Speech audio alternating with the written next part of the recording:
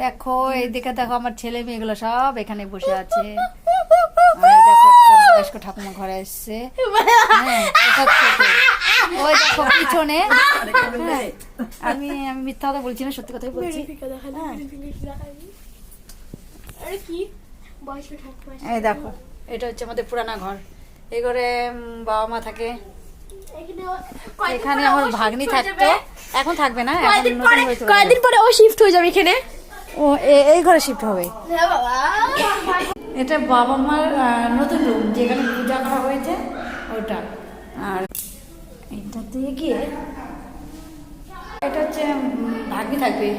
Complete হয়ে গেছে, আজকে এই ঘরে থাকার কথা। পূজা হয়ে গেছে, এটা বেড লাগিয়ে দিয়েছে। এটা হচ্ছে আমাদের, এখানে রান্না টান্না হবে, মা করবে, মা আসবে এখানে। এটা হচ্ছে বাথরুম হয়ে গেছে।